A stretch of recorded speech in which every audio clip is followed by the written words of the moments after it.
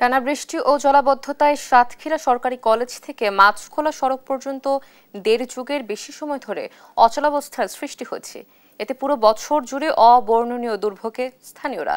এ নিয়ে আরো জানাতে সরাসরি যুক্ত হচ্ছেন আমাদের সহকর্মী শরীফুল্লাহ কায়সার সুমন। আমরা যুক্ত হচ্ছি তার সাথে। সুমন, আপনি নিশ্চয়ই শুনতে পাচ্ছেন আমাকে। সুমন, জলাবদ্ধতা নিরসনে কর্তৃপক্ষ কি বলছেন এবং স্থানীয়রা আসলে এই দুর্ভোগ নিয়ে কি বলছেন আমাদের জানাবেন। অতসী, এটি হচ্ছে সাতক্ষীরা সরকারি কলেজ এবং মাছখোলা গ্রামের যাওয়ার যে সড়ক, সেটি এখন প্রচন্ড বৃষ্টি হচ্ছে। এখন বৃষ্টিতে আপনি যে জায়গাটি দেখতে পাচ্ছেন, এই জায়গাটি আপনি হয়তো ভাবছেন যে এটি পুকুর বা খাল। এটি পুকুর বা খাল কোনোটি নয়, এটি সাতক্ষীরা সরকারি কলেজের যাওয়ার মাছখোলা এলাকা থেকে, ব্রহ্মরাজপুর মাছখোলা এলাকা থেকে যাওয়ার এটি হচ্ছে গুরুত্বপূর্ণ সেই রাস্তা।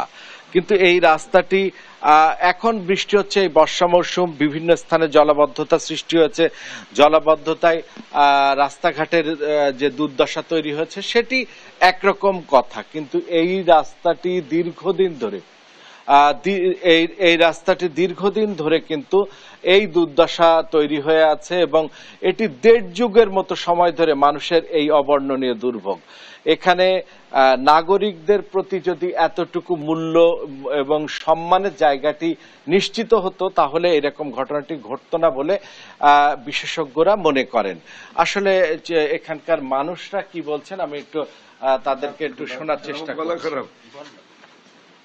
এখানে আমি এই এলাকাবাসী এখন এখানে আমরা সাতক্ষীরা গভর্নমেন্ট বয়েজ কলেজের জিয়া হোস্টেল, এই হোস্টেলের পাশে একদম রাস্তা, যে রাস্তায় বর্ষার সময় চলাফেরা করা খুবই কষ্ট।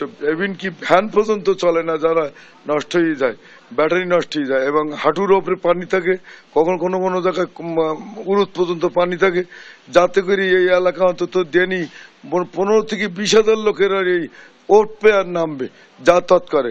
কিন্তু আমরা দীর্ঘদিন ধরে এই রাস্তাটার দুর্ভোগ পোহাচ্ছি। দয়া করে আপনারা একটু আমাদের দেশবাসীকে জানিয়ে দিন এবং আমরা যাতে এই দুর্ভোগ থেকে অব্যাহতি পেতে পারি, তার জন্য যেন প্রশাসন আমাদের প্রতি বিশেষ দৃষ্টি নেয়, সেই আশা ব্যক্ত করি। এখন তো জনপ্রতিনিধি নেই, কিন্তু প্রশাসন আছে পৌরসভায়, কি করছে তারা? এখন আমি তো সবসময় এই রাস্তা দিয়ে চলাচল করি, আমি মোটরসাইকেল নিয়ে যখন চলাচল করি, এখানে কিন্তু আমাদের অনেক ভোগান্তির সম্মুখীন হতে হয়। কারণ কি, একটু পরে সামনে গেলে মানে যে গর্ত, তো আমরা যারা এই এলাকার আছি তারা কিন্তু আমরা জানি এই জায়গাটা গর্ত কোন জায়গায়, কিন্তু বাইরে থেকে যারা আসে তারা কিন্তু জানে না। অনেক ক্ষেত্রে কি পড়ে যাওয়ার একটা সমস্যার হয়, আর প্রশাসন থেকে কোনো ধরনের উদ্যোগ নেওয়া হয় না। মানে আমি যেহেতু একটা সাতক্ষীরা ব্লগার, আমি নিজেও কিন্তু এই রাস্তা নিয়ে ভিডিও করছি, তারপরেও মানে এখানে কোনো সমস্যার আমি সমাধান দেখছি না। তাই প্রশাসনের আমি দৃষ্টি আকর্ষণ করতেছি, তারা যদি একটা গুরুত্বপূর্ণ পদক্ষেপ যদি এই জায়গাটায় নেয়, খুব দ্রুত এটা একটা সমস্যার সমাধান চাচ্ছি।